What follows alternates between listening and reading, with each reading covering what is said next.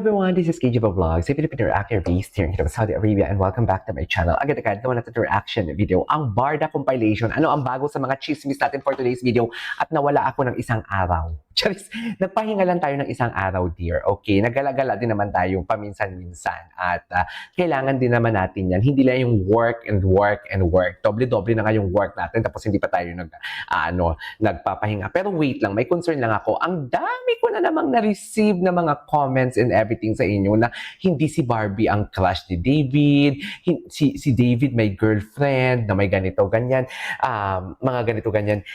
Unang-una, nakalimutan nyo na ba ng sinabi ni David? Alam mo, maniwala na lang ka. Alam mo, ang problema kasi sa inyo, sa mga blind item kayo naniniwala, naniniwala kayo sa mga chismis na mga hindi naman ang galing sa kanilang mga bibig. O, kayo ang tatanungin ko. Ang sabi ninyo, lumabas sa Fashion Police na si David, binablind item na may girlfriend. Okay? Sige. Naalala nyo ba yung Chinese New Year, yung sa Albay, something like that, na ganap ni David? Naalala nyo yon? Yung ganap ni David na nagsabi siya na wala siyang girlfriend, single siya. So, sinong paniniwalaan ninyo? Yung Fashion Police o si David? Kung papaniwalaan nyo ang Fashion Police, meaning to say, hindi nyo iniidolo si David. Kasi naniniwala kayo sa Fashion Police kesa kay David. Kasi kung pinaniniwalaan nyo talaga si David, kung idolo nyo talaga si David, kay David kayo maniniwala. Diba? Na wala siyang girlfriend. Sa bibig niya na nga mismo nagsabi. Sa bibig niya mismo nagsabi. Siya na mismo nagsabi na wala siyang girlfriend. My God, ayan tayo eh. Ang gullible ninyo mga Pilipino. Wow! Sobrang gullible ninyo mga Pilipino. Sa totoo lang. Sa totoo lang talaga. Minsan parang gusto ko na talaga, ay naku, kung nag-offer lang ng citizenship ang Saudi, dear, totoo nga talaga ang sinasabi ni Jose Rizal, ang hindi marunong sa sariling wika ay higit pa sa mabaho at malansang isda, which is true. Ayoko na maging Pilipino. Charis! Eme lang. Eme lang. Eme lang. Pero nonetheless, nevertheless, doon tayo sa chika, si Junlex, pakanta-kanta na lang, GMA Singers, yan, Kingdom. Doon tayo sa bibig nila mismo nagsabi. Okay, kung si David nagsabi wala siyang dear, after. Alam mo mga nagsasabing ganyan, sila pa yung unang kikiligin pag may lumabas na na ayuda from Barda. No? Sila pa talaga yung unang kikiligin, sila pa yung unang magpo-post, sila pa yung unang magsi-screen record at ipamalita, pero sila din yung nagsispread ng negativity. Sa totoo lang. Tapos marami pa nagchika na, KJ, hindi pala crush ni David si ano. Tapos ang malala pa nito, may edad na ang nag-comment nun.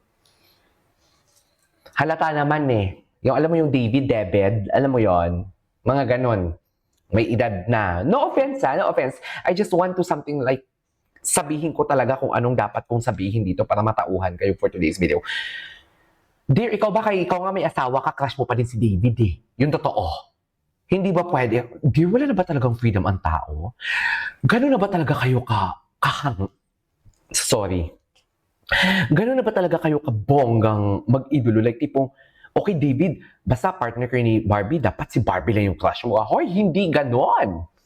Hindi gano'n, dear. Ikaw nga may asawa at may mga anak na siguro for today's video, pero crush mo si David. Ninanasaan mo katawan niya. Charis! Diba? Gano'n yun. Kaya wag naman natin silang ikulong. Napaka-toxic naman natin. Napaka-toxic naman na ugali yan. Uy, ano na? Gising na Pilipinas. Charis. Anyways, isa-stock natin ngayon yung yung Barda na Instagram, mag-i-Instagram raid muna tayo sa si Miggy Romulo English na. Dito muna tayo kay Barbie for today's video. At hindi talaga ako naka-check kahapon ng mga Instagram nila. Wala akong chinek ng mga kung ano-ano because as in, lumayo talaga ako sa social media. Kumain lang ako, nag-cheat day ako kahapon and everything. So yeah, Instagram stories muna tayo. Baka kasi mawala. Ay, saan punta, ma'am? Ay, yung parents niya.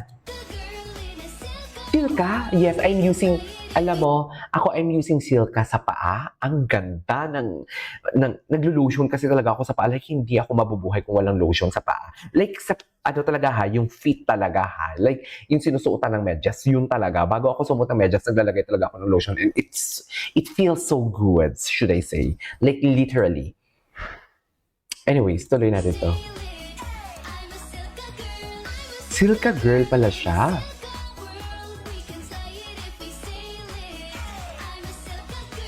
Silka girl pala siya. Ang dami ng endorsement. Deserve yun ng Silka sa kutis porsilanan niya, no? Di ba? Ang mom pala ni Barbie, kamukhang kamukha niya, no?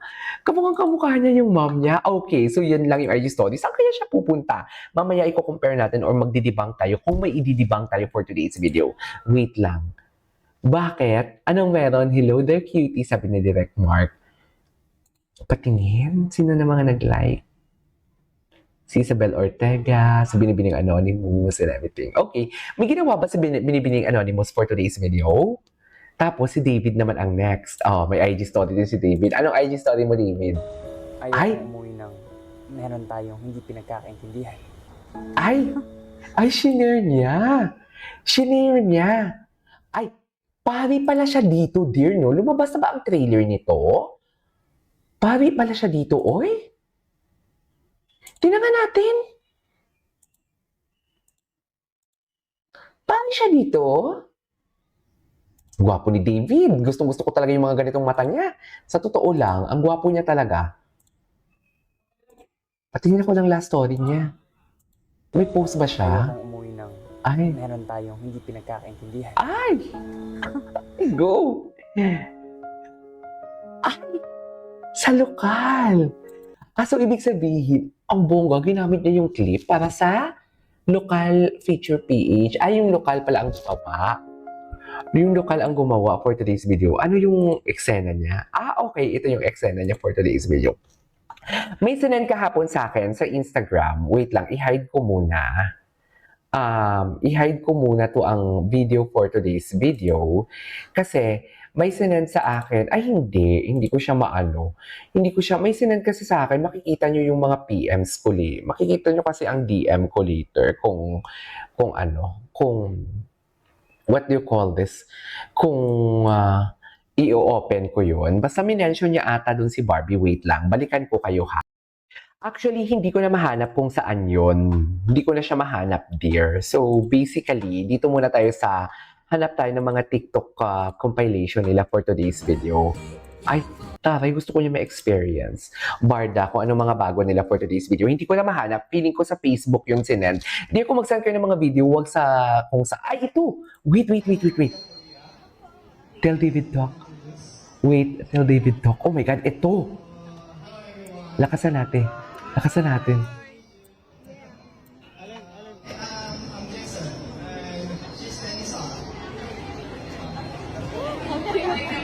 Hi everyone! Ay, TikTok ko ito, diba? Gusto ko siya. Sa amin, pero thank you kasi nandito kayo. Grand opening ng Kuya Korea na Deniza. Thank you po. Ay, thank you po. Thank you so much. Okay. Ito naman, David. Ay, si David. Ayun yung babay niya. Maraming salamat sa support. I think yung nagsimula pa na yung Kuya Korea Navy Town Center. Yung online pa lang yung Kuya Korea. Okay. And now this is our fourth branch, diba? So, super grateful na Taray. we're here in SM Manila. And you guys are still here and be supporting. And ayun, sana ay nasasarapan niyo sa Kuya Korea. Oh, hindi pa ako nakakain dyan, to be honest. Kailangan kong kumain dyan pag uwi ko. Ayun lang, sa David Groups, David thank you so much. We are true. Hello. Hello. Can I greet also from the Bardo fans, yeah. Ayun pa. Dr. si Mike, ang aming chef. Ay, yung chef nila. Anong chicken?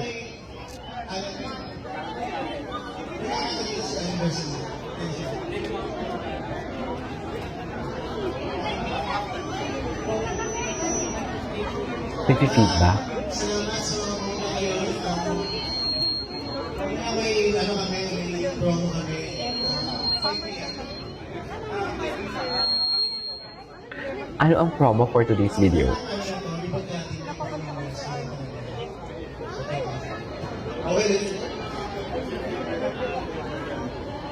What's your favorite? We are Korean dish. Okay, okay, sinasabi. Bibimbap? Bibimbap! Bibimbap. Iba, ano po? Bulgogi! Bulgogi! Ang sarap, no? Bibimbap. Yes. Bibimbap. Ay, I am Okay. David's girlfriend. okay. Nagawa na natin reaction video. Of course, gagawa pa tayo kasi ang dami natin hindi pa nagawa ng reaction video. This is KJ Vlogs. See you on my next vlog. Bye!